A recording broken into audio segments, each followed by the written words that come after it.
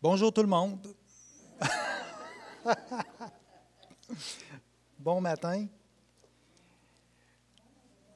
On va tourner dans le livre de Timothée, le deuxième chapitre de Timothée. Le deuxième chapitre, le deuxième livre de Timothée, ça commence bien. Chapitre 4. Deuxième livre de Timothée, chapitre 4, versets 3 et 4.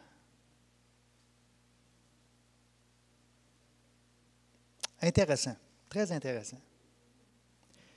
Car il viendra un temps où les hommes ne supporteront pas la sainte doctrine, mais ayant la démangeaison d'entendre des choses agréables, ils se donneront une foule de docteurs selon leurs propres désirs, détourneront l'oreille de la vérité et se tourneront vers les fables. Amen. Très intéressant ces deux versets. Je n'aurai pas le temps de regarder ça en profondeur, mais comme ces deux versets-là vont être un peu le début de cet enseignement. Car il viendra un temps. Ce n'est pas le temps qui a toujours été. C'est un temps va arriver à un moment donné, et le temps, c'est un temps de Dieu. Si vous allez dans le grec, ce n'est pas chronos, et j'ai déjà enseigné là-dessus, c'est kairos. Il y a un temps spécifique. Il viendra un temps. Il y a un temps qui va arriver à un moment donné, où les hommes, quand on regarde le texte, on parle de surtout les incroyants. Les hommes ne supporteront pas la saine doctrine. Un autre mot qu'on peut prendre, c'est ne toléreront pas la saine doctrine. Ça veut dire qu'ils l'ont déjà toléré, ils l'ont déjà supporté. Mais ayant la démangeaison d'entendre des choses agréables. Ils se donneront une foule de docteurs selon leurs propres désirs. Puis remarquez bien que c'est écrit « les hommes ne supporteront pas ». C'est des incroyants, mais ça peut être des incroyants qui sont dans l'Église également, qui font profession de connaître Christ. Une foule de docteurs, selon leurs propres désirs, détourneront l'oreille de la vérité. Ils se détournent. Ils l'ont entendu, ils se détournent. Et se tourneront vers les fables. Société nord-américaine aujourd'hui, la plupart des gens veulent simplement vivre une vie normale, grandir, travailler, se marier, élever des enfants, avoir une retraite. Le monde nord-américain, le monde normal, on veut vivre en paix. Dans la société nord-américaine, on veut vivre en paix ici. On est habitué de vivre en paix. Connaître une certaine prospérité, avoir un gouvernement qui nous aide, afin qu'on puisse jouir des années que Dieu nous a données. Aucun problème avec ça. On prend soin de nos familles, on participe à l'activité économique de notre pays, on profite du mieux qu'on peut de la vie. Toutefois, la Bible nous dit que présentement, les jours que nous vivons sont en quelque sorte différents de ceux que nos générations passées ont connus. Nous sommes peut-être dans une génération qui verra Jésus-Christ, qui verra le retour de Jésus-Christ et qui verra peut-être l'homme du péché, l'homme l'impie, qui vivra peut-être aussi l'enlèvement de l'Église. Et cette période unique nous incite, je pense, en tant que peuple de Dieu, à s'occuper sérieusement des affaires les choses du Seigneur. D'où le titre de ma prédication ce matin, notre attitude dans les derniers jours. C'est certain que je continue un peu sur un élan, la prédication que j'ai faite il y a quelques semaines. Et notre approche de la vie spirituelle, notre ministère doit être fondée sur les principes bibliques. Et non pas sur nécessairement les choses que nous vivons en tant que société nord-américaine. Et comment devons-nous nous comporter dans le temps de la fin?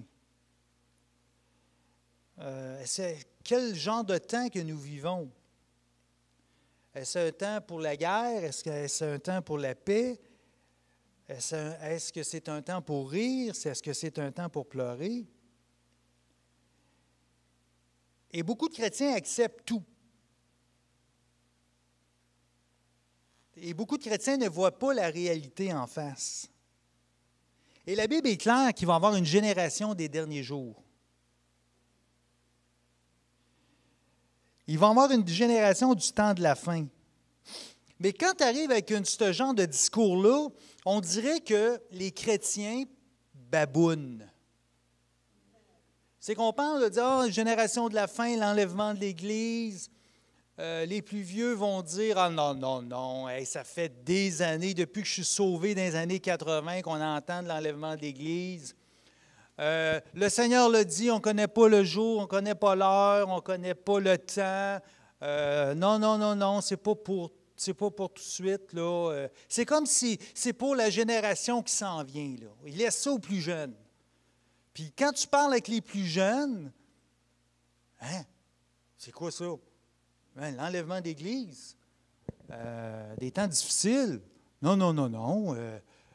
Non, c'est quoi? Qu'est-ce que tu veux dire par là? Puis les autres disent, non, non, c'est l'Église, l'enlèvement, oui, mais peut-être dans 100, 200, 300 ans. Ah, il y a des discours comme ça. Alors, les gens ne veulent pas avoir ce genre de discours-là.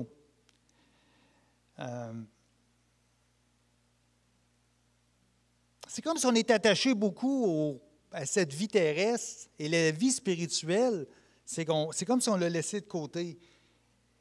Et comme j'ai dit tout à l'heure, je crois que nous sommes arrivés à la fin des temps. Et je sais qu'il y a des gens qui ont prêché sur la fin des temps il y a plusieurs décennies. Et ces gens-là se sont trompés.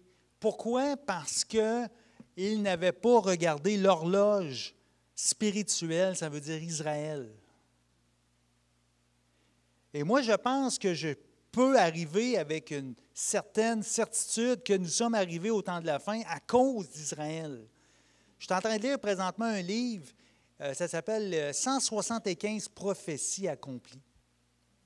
Frères et sœurs, Israël, c'est l'horloge. En tant que chrétien, ce n'est pas une montre qu'on a besoin, c'est de regarder qu'est-ce qui se passe en Israël. Ce n'est pas tout le temps évident. Il y a des prophéties qui se sont accomplies. Le livre que je lis, c'est extraordinaire, tout ce qui a été prophétisé et tout ce qui s'est accompli. Combien le peuple d'Israël, quand l'État d'Israël en 1948 s'est formé, je crois sincèrement que là, on commençait tranquillement à voir l'instauration des derniers jours. Et puis les derniers jours ne pouvaient pas arriver tant qu'Israël n'était pas revenu dans le pays, à cause des prophéties. Car voici en ces jours, en ces temps-là, quand je ramènerai les captifs de Juda et de Jérusalem. Joël, chapitre 3, verset 1. Dans Amos également, je ramènerai les captifs de mon peuple d'Israël. Ils rebâtiront les villes dévastées et les habiteront. Ils planteront des vignes et en boiront le vin. Ils établiront des jardins et en mangeront les fruits. Je les planterai dans leur pays. Ils ne seront plus arrachés du pays que je leur ai donné, dit l'Éternel, ton Dieu. Écoutez, depuis qu'Israël n'est plus dans leur pays, depuis l'Exode, c'est un désert. L'ancienne Palestine était un désert. Mais à partir du début du 20e siècle, il y a plusieurs villes de l'Ancien Testament qui ont été reconstruites et modernisées. Des villes, anciennement des villes bibliques. Il y a eu une création d'une industrie de vin, on appelle ça une industrie viticole, avec des cépages de France, d'Allemagne et de Croatie. Puis on sait que dans l'Ancien Testament, c'était un secteur qui était très important au point de vue biblique. Puis aujourd'hui, les vins israéliens sont reconnus mondialement. Autre secteur, c'est l'agriculture, la production de fruits. Les agrumes, les fruits exotiques, 900 000 tonnes de fruits sont exportés chaque année. Des dattes, des mangues, des kiwis, des bananes sont exportés du pays d'Israël. Également, le reboisement dans le pays de 230 millions d'arbres et la production de 1,4 million de fleurs par année. Écoutez, c'était dans un désert. C'est extraordinaire ce qui se passe en Israël. Puis on le voit dans Amos, chapitre 9. Tant et si longtemps que ça, ce n'est pas arrivé, il ne pouvait pas avoir d'un temps de la fin vraiment comme on... Mais aujourd'hui, ces prophéties-là sont là, on peut les voir, vous pouvez regarder ça sur Internet, c'est extraordinaire. Matthieu 24, le Seigneur prophétise la destruction du temple qui faisait l'orgueil d'Israël. Et Paul revient dans le... Daniel revient dans le chapitre 9 comme de quoi que le temple serait reconstruit. Alors on sait que le temple va être reconstruit parce qu'à cause de l'Apocalypse, que l'homme du péché va venir s'installer dans le temple. Puis quand on regarde ce qui se passe présentement, vous savez que tout a été tous les ustensiles sont prêts. On a même vu, il y a, je crois, c'est l'année passée, des rabbins en Israël parler avec le président Trump sur l'ancienne place où il y avait le temple. Alors, est-ce qu'ils ont parlé? Le plan est fait, tout est fait. On voit ça de nos yeux. Les prophéties bibliques, on les voit présentement qui sont prêts à construire un temple. Alors, c'est pour ça que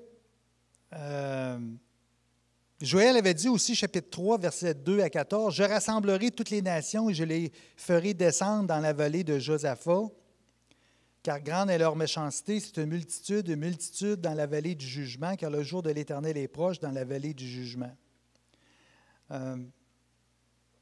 Alors, ça veut dire quoi? Ça veut dire que je les rassemblerai toutes les nations vont venir contre Israël. Puis pourquoi? Bien, on le voit aujourd'hui, toutes les guerres qu'on entend parler contre Israël, les Palestiniens, les conflits, après ça, les États-Unis qui sont en arrière d'Israël, il y a toute qu'une réalité alentour du pays d'Israël. Alors, on voit que les prophéties bibliques sont là. Puis les prophéties bibliques sont là pour nous donner une information, pour nous avertir du temps de la fin. Et ça continue. On est encore aujourd'hui dans un conflit avec Israël. On entend parler régulièrement dans nos médias. Puis encore Ézéchiel 38 qui n'est pas arrivé, qui parle d'un peuple qui va venir du nord, qui va venir attaquer Israël dans le temps de la fin. Ézéchiel 38. Et toute autre prophétie, je n'ai pas le temps de toutes les nommer, nous amène à considérer que nous sommes dans un temps vraiment privilégié. Et on doit vraiment le réaliser à cause des prophéties bibliques. Autre chose, à la fin des temps, qu'est-ce qu'il est dit? Nous allons voir apparaître des hommes d'un type nouveau, d'autres genres d'individus. 2 Timothée, chapitre 3, verset 13. « Mais les hommes méchants et imposteurs avanceront toujours plus dans le mal, égarant les autres et égarés eux-mêmes. » Mais les hommes méchants et imposteurs, méchant, ça veut dire malveillant. Imposteur, imposteur dans le grec, des gens qui sont sous l'influence de la magie, de la sorcellerie. Les hommes méchants, on sait que la Bible dit que la société est méchante, avanceront toujours plus dans le mal. Ça ne s'améliore pas, frères et sœurs.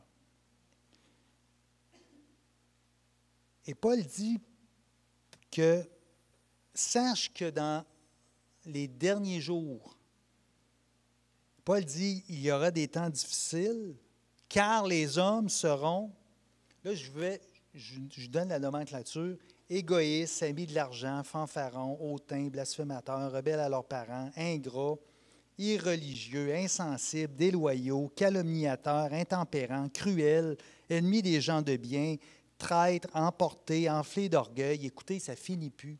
Vous irez voir sur mon site égliserenaissance.net, j'ai une prédication sur les gens du temps de la fin. Les gens, comment que les gens vont être.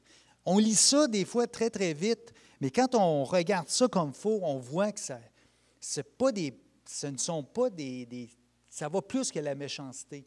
C'est des gens des derniers jours, des gens qui vont avoir aucun regard pour que ce soit pour Dieu, pour le chrétien, ça va être des gens qui vont être, c'est eux autres mêmes. C'est l'amour de soi.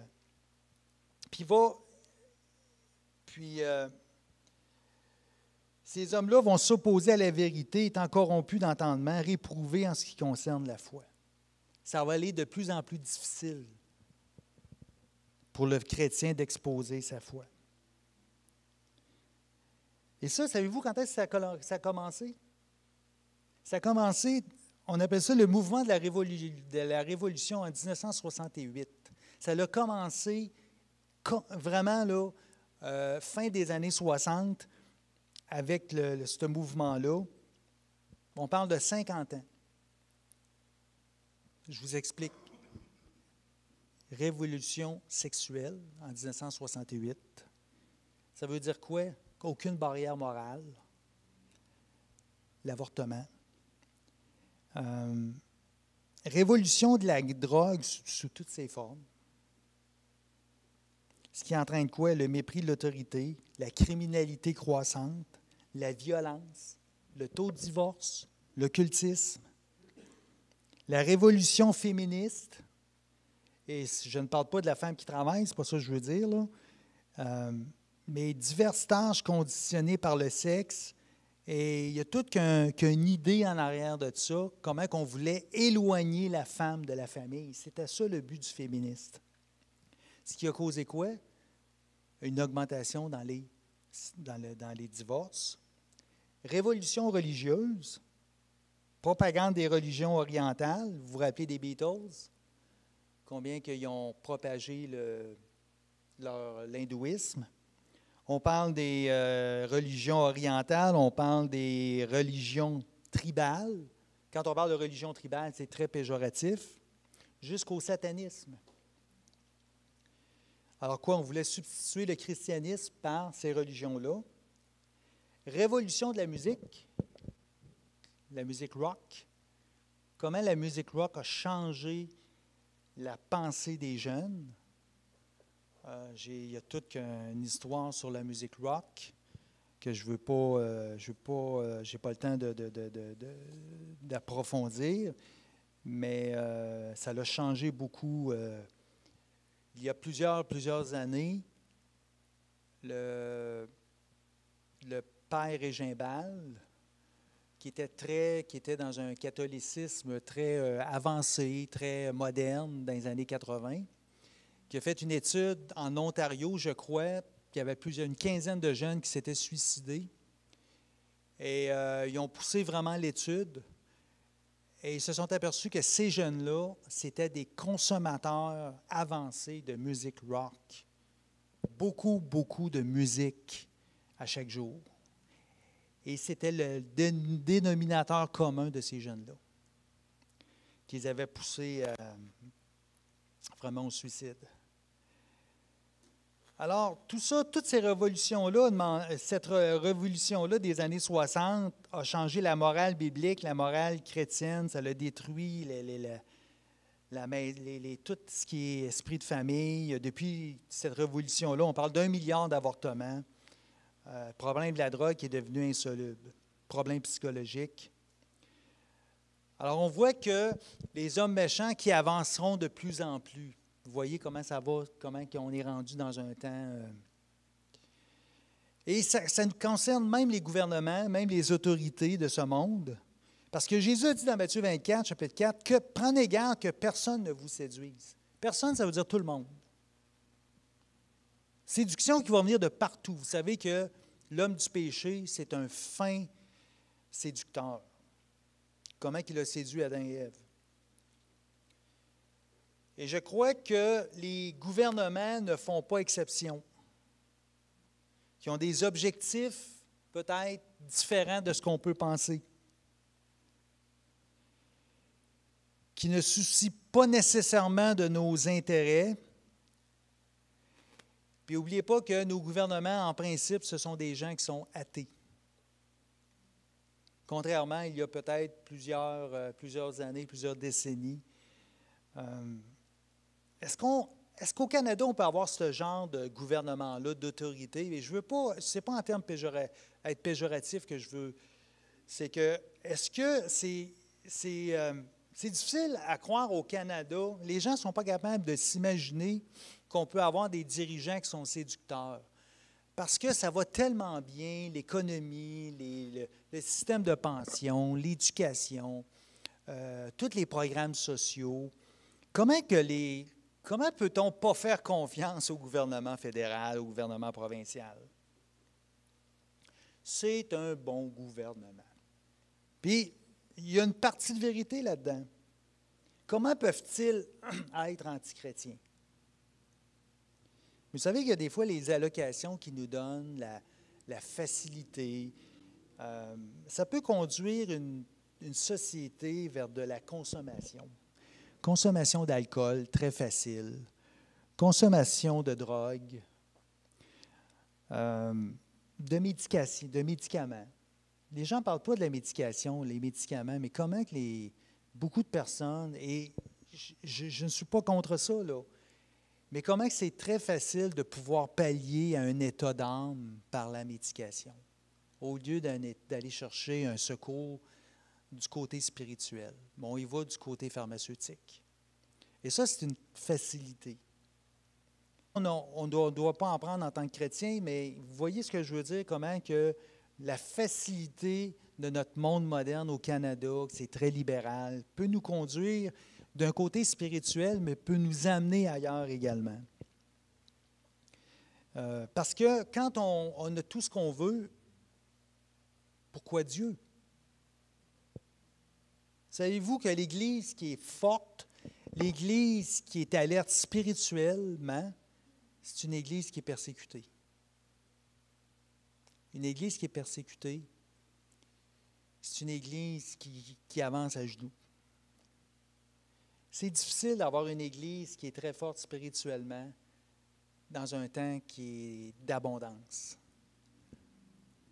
Alors, il faut être un petit peu allumé à ça, d'être conscient de peut-être, je ne dis pas que c'est ça, mais des fois, ça peut conduire une société à être très... Si vous prenez la société des années 50 puis la société d'aujourd'hui, moi, je suis né plus dans les années 60, mais le niveau spirituel était plus là. Les gens étaient plus à l'Église. Je ne dis pas que, bon, il n'y avait peut-être pas de bons enseignants, mais je me rappelle que les gens étaient plus pieux que depuis la révolution industrielle. Il peut avoir un certain danger. Il peut même avoir un certain danger dans l'Église. On n'est pas à l'abri. Qu'est-ce que Jésus va dire? Jésus va dire dans l'Église de Laodicée, « Parce que tu es tiède et que tu n'es ni froid ni bouillant, je te vomirai de ma bouche. » C'est la dernière Église des 7 Églises de l'Apocalypse.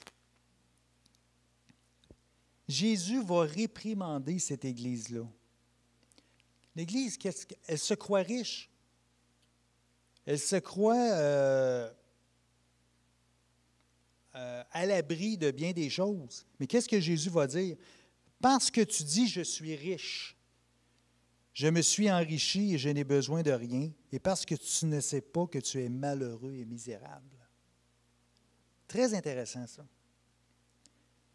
Cette Église se pense peut-être très puissante, très riche, très spirituelle, à l'aise financière, mais l'appréciation de Jésus est différente.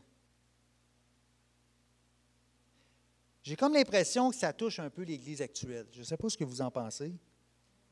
On parle d'une certaine apostasie.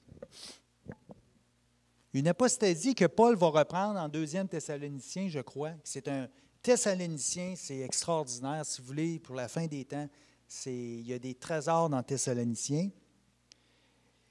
2 Thessaloniciens, chapitre 2, chapitre 3, verset 3. Que personne ne vous séduise d'aucune manière, car il faut que l'apostasie soit arrivée auparavant et qu'on ait vu paraître l'homme du péché, le fils de la perdition. Il parle d'enlèvement. 2 choses.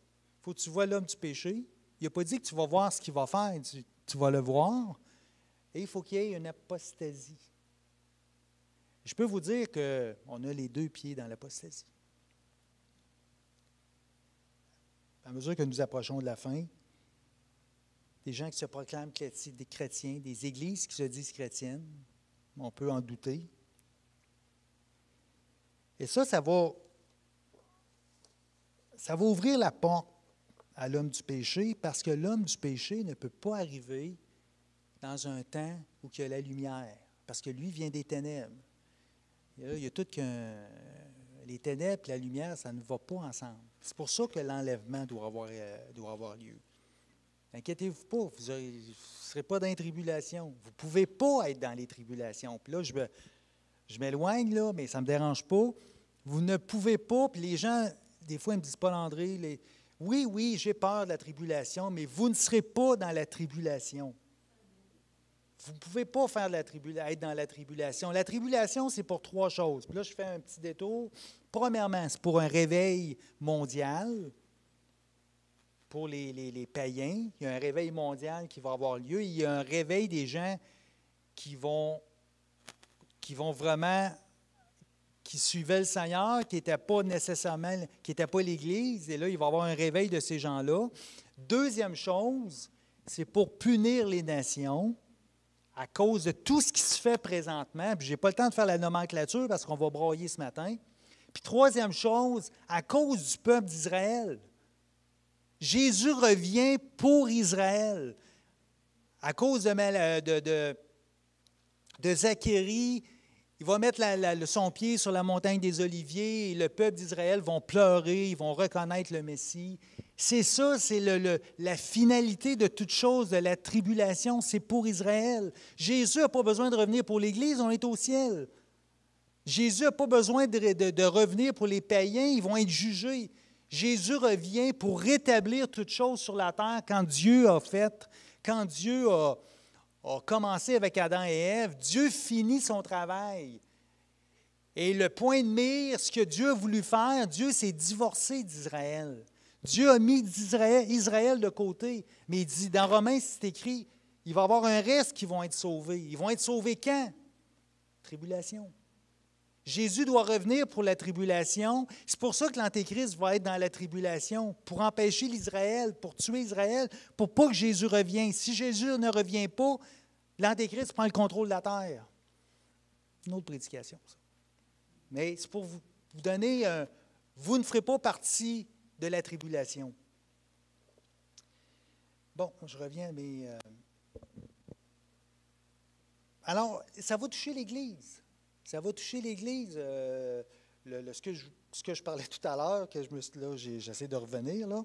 Qu'est-ce que 2 Timothée dit? Ayant l'apparence de la piété, les gens dans l'Église, les dirigeants dans l'Église, c'est tout le monde, mais reniant ce qui en la force.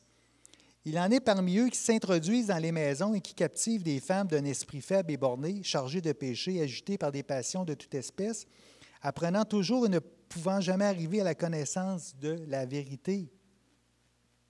Il va y avoir des faux conducteurs religieux pour amener l'Église à se détourner. L'Église ne sera pas une Église qui est puissante à la fin, dans les derniers jours. Elle ne peut pas. L'Église puissante était dans l'Église qui était avant, l'Église des grands réveils religieux. Ça, c'était une Église puissante. Ça ne veut pas dire qu'il n'y aura pas des réveils. Il y en a qui parlent de réveils mondiaux, puis je fais attention avec ça. Peut-être un réveil sur le coup. Est-ce que ces gens-là vont être sauvés? Peut-être pas non plus. Mais la Bible ne dit pas que l'Église va être... non. L'Église va être petite. Pourquoi? Parce qu'à cause de ces faux enseignants-là, l'Église qui est comme ça ne peut pas amener une Église qui va être alerte spirituellement. Qu'est-ce que Jésus a dit? Quand le Fils de l'homme viendra, trouvera-t-il la foi sur la terre?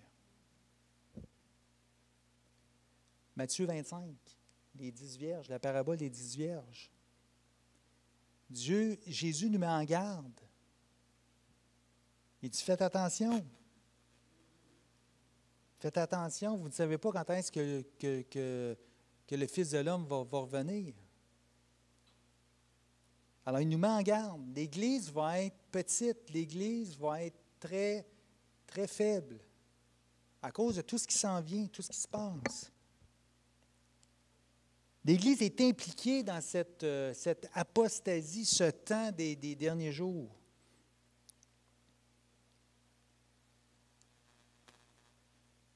Puis l'ennemi a voulu faire ça avec la tour de Babel. L'ennemi, il n'y a rien de nouveau qui se fait présentement, là. Toute cette pandémie-là, il n'y a rien de nouveau. L'ennemi l'a fait avec la tour de Babel. C'est pour ça que Jésus a confondu les langages. Il est en train de construire une tour, il est en train de rallier tout le monde avec Nimrod. Il était en train de faire quelque chose de mondial. Dieu a dit non, non, ça ne se passera pas comme ça. Les langages vont être confondus.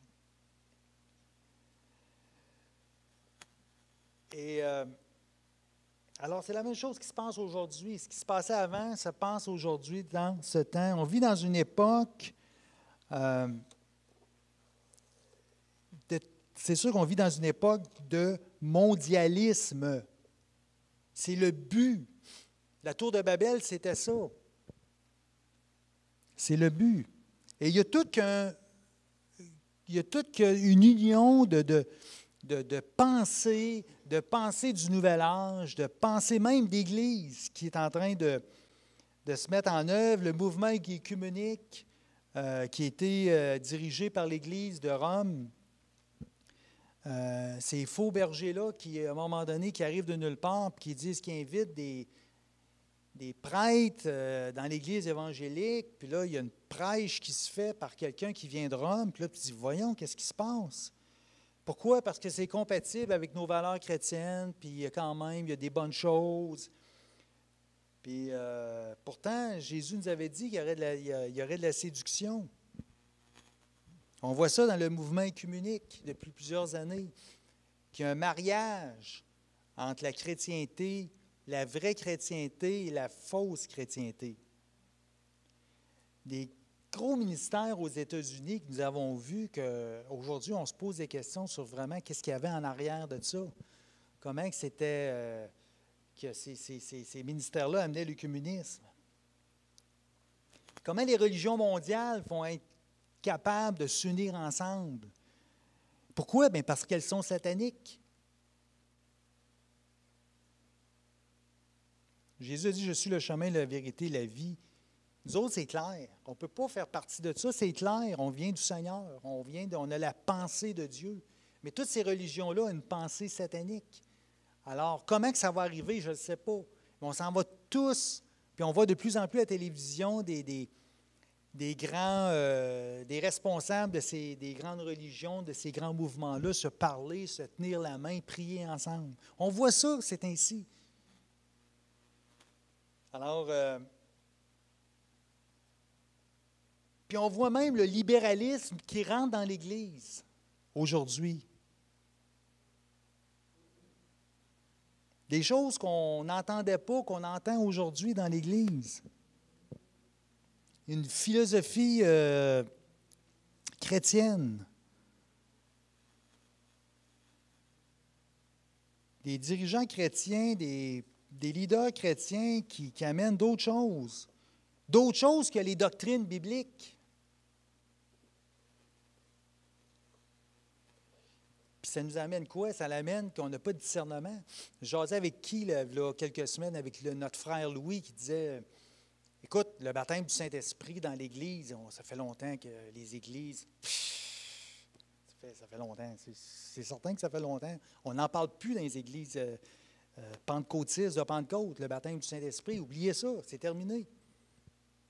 Combien que les doctrines s'en vont, qu'on soit d'accord ou non, mais c'est une réalité. Comment que les doctrines sont laissées de côté?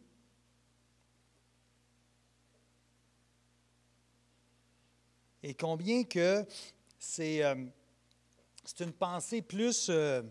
on appelle ça l'Église émergente, la nouvelle Église, depuis quelques années.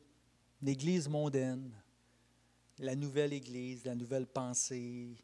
On invite tout le monde, la musique. On ne veut pas blesser, on ne veut pas toucher le domaine de l'enfer, on ne veut pas toucher l'Apocalypse, c'est sûr qu'on ne touche pas à ça, c'est symbolique. Après ça, la repentance. On touche moins ces choses-là. Ça, c'est la nouvelle Église qui s'installe. Puis en même temps, qu'est-ce que ça fait? Ça met la division. Quelqu'un me disait, il y a quelques années, j'étais dans une ville du Québec, et je crois que c'est une des villes qui a le plus d'églises par habitant de toute la province de Québec.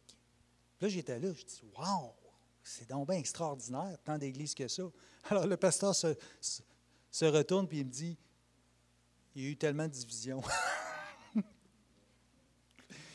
Il dit, « Il faut pas, c'est pas le nombre d'églises. » J'ai dit, « Il n'y a pas plus de chrétiens, mais il y a eu tellement de divisions, mon frère. » C'est une marée noire spirituelle qui se passe. Si on est engagé dans une voie, même l'Église est en train de prendre une voie qui est dangereuse. Comme j'ai dit tout à l'heure, l'Apocalypse, c'est symbolique. On ne parle pas de l'enfer. Il y a des chrétiens qui croient plus ou moins à l'enfer. On ne lit plus l'Ancien Testament. Mais si vous voulez vraiment voir ce qui se passe dans les derniers temps, ce qui se passe dans les derniers jours, puis vous enlevez tout ça, vous enlevez les livres des prophètes, vous enlevez le livre de Daniel qui est relié à l'Apocalypse. L'Apocalypse, c'est symbolique. Matthieu 24, la lune qui change en sang, puis non, c'est comme si là, c'est comme si c'est quelqu'un qui vit quelque chose, là, puis non, c'est pas vraiment textuel, il ne faut pas que tu prennes ça comme ça. Et là, mon ami, tu commences à t'éloigner. Il faut revenir aux Écritures. Et c'est comme ça parce qu'il y a un esprit qui nous détourne pour nous amener à quoi? À cette apostasie-là. Comme Paul parle dans Thessaloniciens. Frères et sœurs, on est engagés là. Et je vais faire un parallèle entre Israël et l'Amérique du Nord. Vous savez qu'Israël a été placé dans une première alliance avec Dieu. Puis on dit que le berceau de la chrétienté, c'est un peu les États-Unis, le Canada. Le berceau de la chrétienté sous le Nouveau Testament. Vous savez, la Constitution américaine, comment ça fait référence à la Bible. Puis là, la société nord-américaine est en train de progresser comme Israël. D'être dans l'erreur puis dans l'apostasie. Puis qu'est-ce que Dieu a fait avec Israël?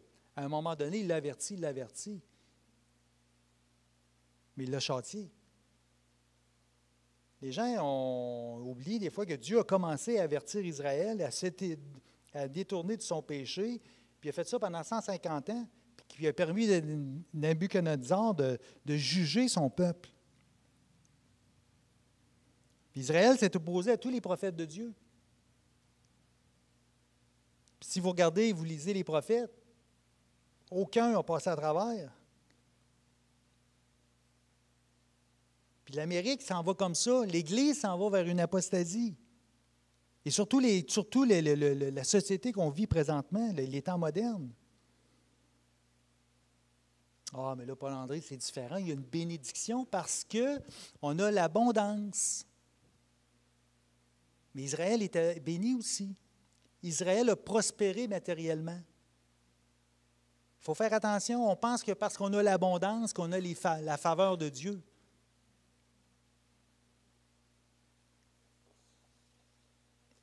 Qui avait l'économie mondiale dans ce temps-là? C'était Israël.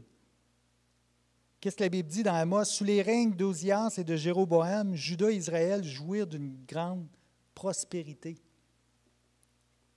C'était des gens d'une compétence administrative, c'était des gens, des excellents gestionnaires. C'était une société qui allait très bien au point de vue financier. C'est sûr qu'il y avait eu une bénédiction de Dieu, et Dieu l'avait prédit également. Mais qu'est-ce qui est arrivé quand même? Israël a été détruit, a été déporté. Puis dans Jérémie, c'est dit, je t'ai parlé dans le temps de ta prospérité, tu disais, je n'écouterai pas. C'est ainsi que tu as agi dès ta jeunesse, tu n'as pas écouté ma voix. Puis Israël le disait, Dieu n'est pas fâché contre nous. Sinon, on n'aurait pas été aussi prospère. Est-ce que l'Église aujourd'hui, est-ce qu'on peut dire ça? Qu'est-ce que Dieu dirait de l'Église aujourd'hui? Est-ce que l'Église va être... Est-ce que Dieu va juger l'Église? Mais la Bible dit que Dieu va commencer à juger par sa maison. Qu'adviendra-t-il du pécheur, de celui qui n'obéit pas au Seigneur? Mais Dieu va permettre une apostasie.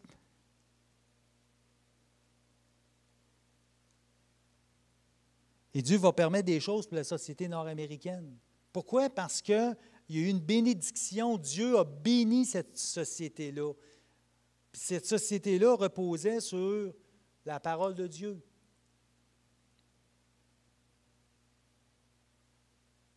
Alors faisons attention, frères et sœurs, dans le temps que nous vivons, d'être capable de discerner, d'être capable de discerner le temps que l'on vit. De qu'est-ce qui se passe présentement.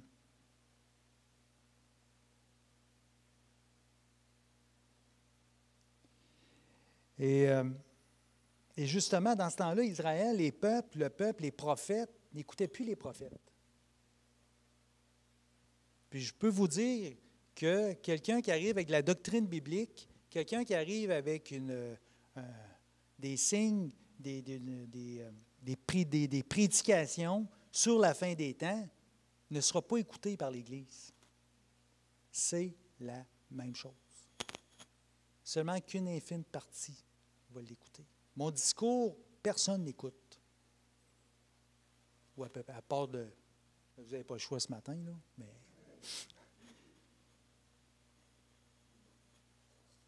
Pourquoi? Parce qu'on vit dans une apostasie. Pourquoi? Parce qu'on s'en va vers un temps de désolation. Et moi, je vous dis que l'Église ne sera pas forte, mais il va en avoir un reste qui va passer à travers parce qu'elle va être plus forte.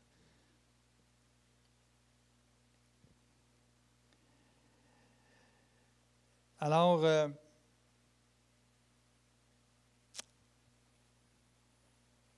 il y a des contrefaçons. Dans l'Église, présentement, il y a des contrefaçons. Dans l'Église, dans les dirigeants d'Église, il y a de la contrefaçon.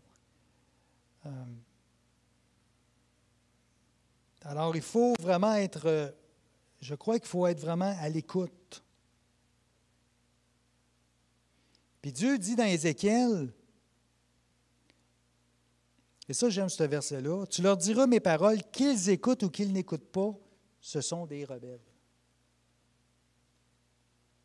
Fils de l'homme, je t'établis comme sentinelle sur la maison d'Israël, tu écouteras la parole qui sortira de ma bouche et tu les avertiras de ma part.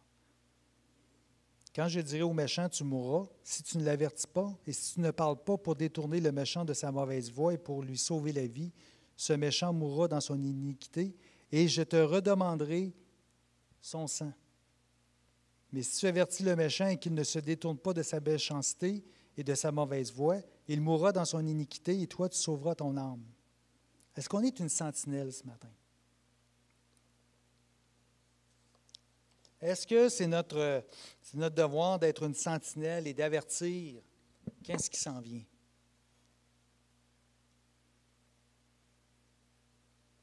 Et je vous dis, il y a une séduction qui s'en vient. Jésus a dit à ses disciples d'être prudents comme des serpents, simples comme des colombes. Veillez donc et priez en tout temps afin que vous ayez la force d'échapper à toutes ces choses qui arriveront et de paraître debout devant le Fils de l'homme. Prenez garde, veillez et priez, car vous ne savez pas quand ce temps viendra.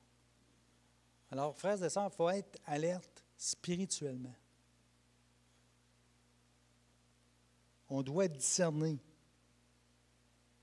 C'est un temps qu'il faut comprendre qu'est-ce que le Seigneur veut dire dans sa parole. D'avoir un combat spirituel, de prier. Peut-être plus que ce qu'on n'a jamais fait. La prospérité d'Israël l'a empêché de voir que le jugement s'approchait. Les autres se pensaient à l'abri.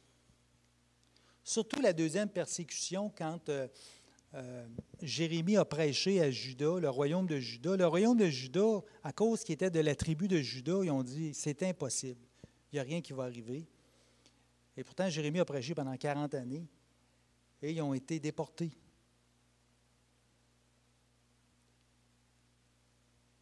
Prêche la parole, insiste en toute occasion, favorable ou non, reprend, censure, exhorte avec toute douceur et en instruisant.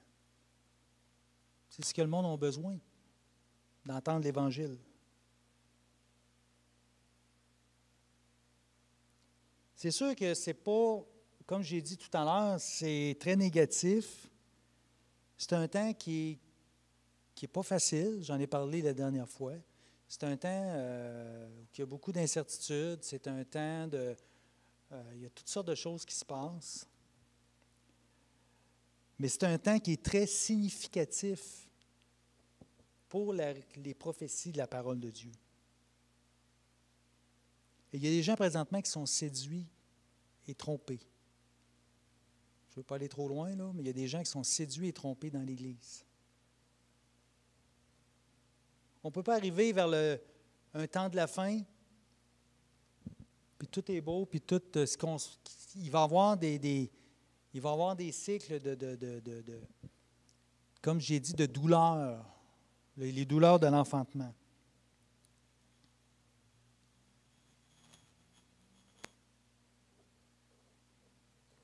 Comme j'ai dit tout à l'heure, il va venir un temps où les hommes ne supporteront pas la saine doctrine. Mais ils vont vouloir entendre la démangeaison, ils vont vouloir entendre des choses agréables.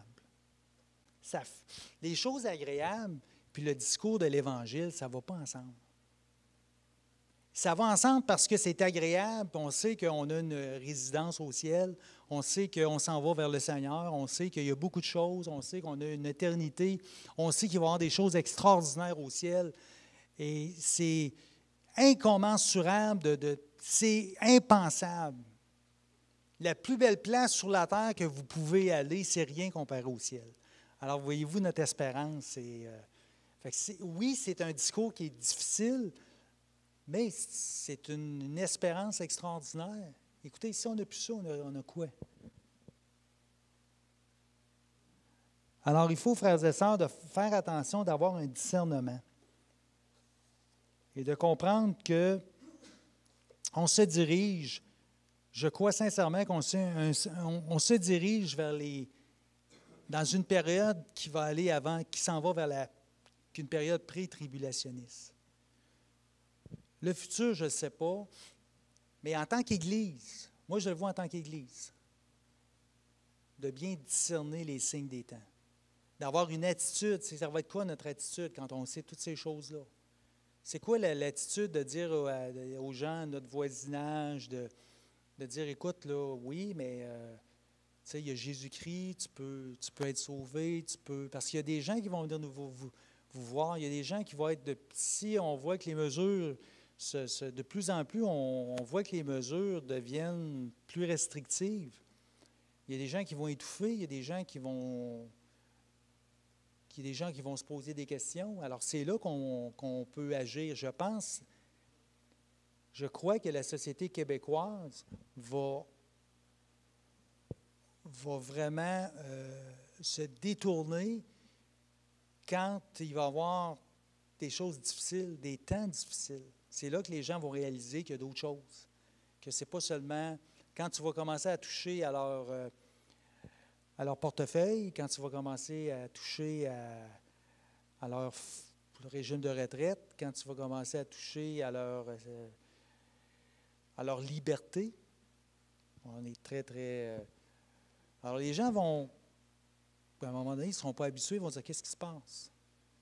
Et là, nous autres, on peut intervenir, on peut accueillir, on peut aider, il y a beaucoup, beaucoup de choses qu'on peut faire.